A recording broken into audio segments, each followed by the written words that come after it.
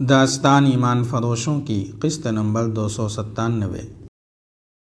میں حیران ہوں، ریمانڈ نے کہا، کہ یہی مسلمان سپاہی ایوبی کی فوج میں ہیں۔ وہ ہمارے 10 سپاہیوں پر بھاری ہوتے ہیں، مگر یہی مسلمان سپاہی ایوبی کے حریفوں کی فوج میں تھے اور ایسی بری شکست کھا گئے کہ بکھرے ہوئے بھاگے۔ یہ عقیدے اور نظریے کا کرشمہ ہے جسے مسلمان ایمان کہتے ہیں، رینالڈ نے کہا۔ جو سپاہی یا سالار اپنا ایمان نیلام کر دیتا ہے، اس میں لڑنے کا جذبہ نہیں رہتا، اسے زندگی اور اجرت عزیز ہوتی ہے۔ اسی لیے ہم نے کردار کشی کو ضروری سمجھا ہے۔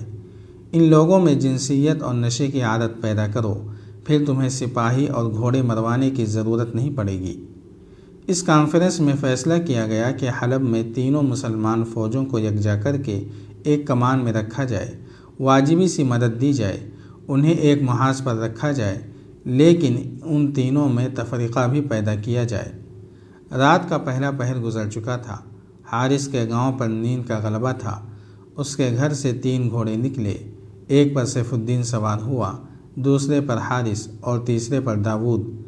ان دونوں کے ہاتھوں میں برچھیاں تھیں جو انہوں نے فوجی انداز سے عمودی پکڑ رکھی تھیں۔ انہیں الوداع کہنے کے لیے حارث کا باپ، بہن اور بیوی دروازے کے باہر کھڑی تھیں۔ حارث کے ہاتھ میں مشعل تھی۔ سیف الدین فوجی پر نظریں جمائے ہوئے تھا اور فوجی داؤد کو ٹکٹکی باندھے دیکھ رہی تھی۔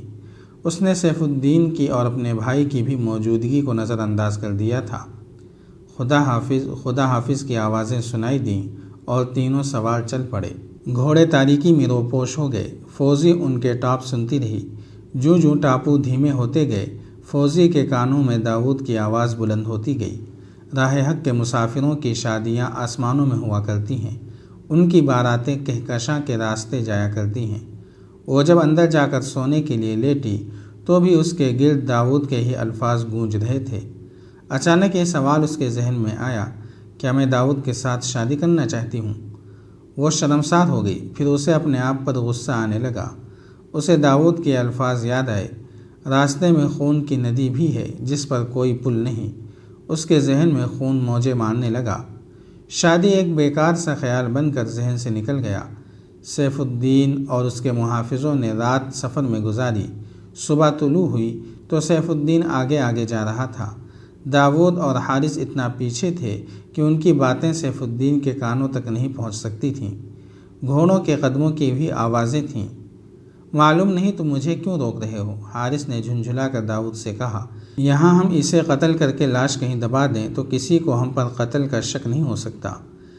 اسے زندہ رکھ کر ہم اس کی پوری فوج کو قتل کرا سکیں گے، داؤد نے کہا۔ یہ مر گیا تو اس کی فوج کی کمان کوئی اور لے لے گا۔ مجھے راز معلوم کرنا ہے، تم اپنے آپ کو قابو میں رکھو۔ دوپہر سے کچھ پہلے انہیں حلب کے مینار نظر آنے لگے۔ اس سے الگ ہٹ کر المبارک کا سبزہ زار تھا جہاں قدرتی چشمے تھے۔ اس جگہ کے قریب پہنچے تو سیف الدین کا وہ کماندار جو الملک الصالح کے لیے اس کی ملاقات کا پیغام لایا تھا دوڑتا آیا۔ اس نے بتایا کہ الملک الصالح انتظار کر رہا ہے۔ المبارک سبزہ زار میں داخل ہوئے تو الملک الصالح کے 2 سالار استقبال کے لیے کھڑے تھے۔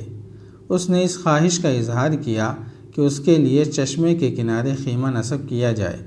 وہ اسی جگہ قیام کرنا چاہتا تھا۔ تاریخ میں اس سوال کا جواب نہیں ملتا کہ اس نے شہر میں الملک الصالح کے محل میں جانا کیوں پسند نہیں کیا تھا۔ اس نے داؤد اور حارث کو اپنے ساتھ رکھا۔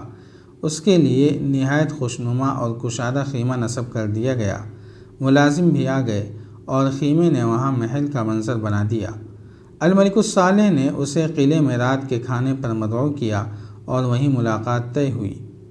شام کو سیف الدین اور الملک الصالح کی ملاقات ہوئی۔ قاضی بہاؤالدین شداد نے اپنی یادداشتوں میں اس ملاقات کو ان الفاظ میں بیان کیا ہے کہ آخر کار یہ طے پایا کہ الملک الصالح اور سیف الدین والی موصل کی ملاقات ہوگی۔ ملاقات قلعے میں ہوئی جہاں الملک الصالح نے سیف الدین کا استقبال کیا۔ سیف الدین نے کمسن شہزادے کو گلے سے لگا لیا اور رو پڑا۔ ملاقات کے بعد سیف الدین اپنے خیمے میں چلا گیا جو چشمہ المبارک کے پاس تھا۔ وہاں اس نے بہت دن قیام کیا۔ 2 وقائع نگاروں نے جو کوائف قلم بند کیے تھے وہ اس طرح ہیں کہ سیف الدین نے الملک الصالح سے کہا کہ اس نے اس کے پیغام کا جواب نہیں دیا۔ الملک الصالح حیران ہوا۔ اس نے بتایا کہ اس نے دوسرے ہی دن تحریری جواب بھیج دیا تھا جس میں اس نے لکھا تھا کہ آپ فکر نہ کریں، صلح کا معاہدہ محض دھوکہ ہے جو وقت حاصل کرنے کے لیے سلطان ایوبی کو دیا گیا ہے۔ مجھے آپ کا کوئی پیغام نہیں ملا، سیف الدین نے کہا۔ میں تو اس پر پریشان تھا کہ آپ نے صلاح الدین ایوبی کے ساتھ صلح کا معاہدہ کر کے غلطی کی ہے اور ہمیں دھوکہ دیا ہے۔ الملک الصالح کے ساتھ اس کے 2 سالار بھی تھے۔ انہوں نے اسی وقت اس آدمی کو بلایا جسے پیغام دیا گیا تھا۔ اس نے بتایا کہ قاصد کون تھا۔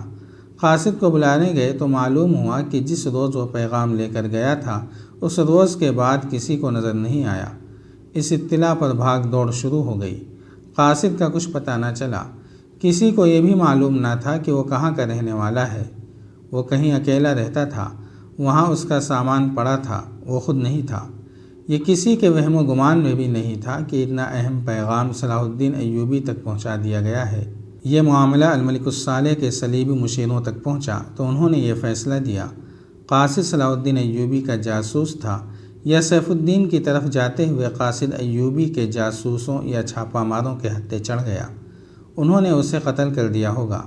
اس کا نتیجہ یہ ہوگا کہ صلاح الدین ایوبی نے جنگی تیاریاں تیز کر دی ہوں گی۔ یہ بھی ہو سکتا ہے کہ وہ حملے میں پہل کر دے۔ اس کا یہ علاج ہے کہ تینوں فوجوں کو فوراً اکٹھا کیا جائے اور ایوبی پر حملہ کر دیا جائے۔ صلیبی یہی چاہتے تھے کہ مسلمانوں کے درمیان جنگ جاری رہے۔ ایک ہی دن میں موصل اور حران پیغام بھیج دیے گئے کہ افواج جس حالت میں ہیں حلب پہنچیں۔ حران کے امیر گمشتگین نے کچھ پس و پیش کی لیکن سب کے درمیان بیٹھ کر وہ کھلی مخالفت نہ کر سکا۔ یہ فیصلہ بھی کیا گیا کہ تینوں افواج ایک ہائی کمانڈ کے تحت ہوں گی اور سپریم کمانڈر سیف الدین ہوگا۔ گمشتگین نے اپنی فوج شامل تو کر دی لیکن خود حلب میں رہنا پسند کیا۔ صاف ظاہر تھا کہ وہ سیف الدین کے ماتحت نہیں رہنا چاہتا۔ 2-3 دنوں میں تینوں فوجیں حلب میں جمع ہو گئیں۔ صلیبیوں نے اسلحہ اور سامان بھیج دیا تھا۔ انہوں نے مزید سامان کا وعدہ کیا اور افواج کو کوچ کرا دیا۔ حملے کا پلان عجلت میں بنایا گیا تھا۔ کوچ کو پوشیدہ رکھنے کے لیے نقل و حرکت رات کو کی گئی، دن کو پڑاؤ کرنا تھا۔ اس کے علاوہ یہ انتظام بھی کیا گیا کہ چھاپہ ماروں کی خاصی تعداد کوچ کے راستے دائیں بائیں اس ہدایت کے ساتھ پھیلا دی گئی کہ کوئی مسافر بھی نظر آئے تو اسے پکڑ کر حلب بھیج دو تاکہ فوج کا کوچ خفیہ رہے۔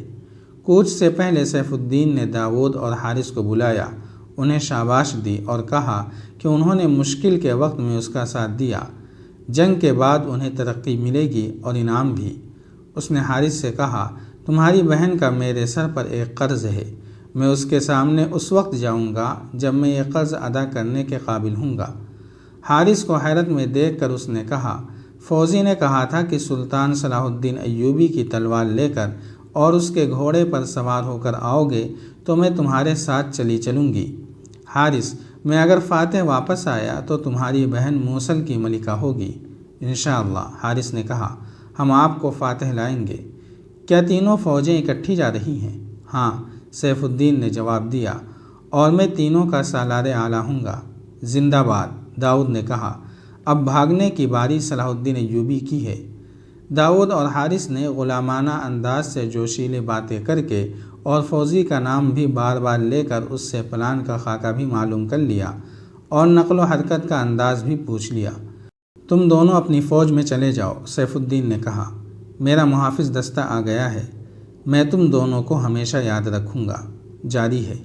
اگر آپ کو یہ قسط وار سلسلہ پسند آ رہا ہے تو لائک، شیئر اور کمنٹ کے ذریعے ہماری حوصلہ افزائی کریں۔ جزاک اللہ خیرا۔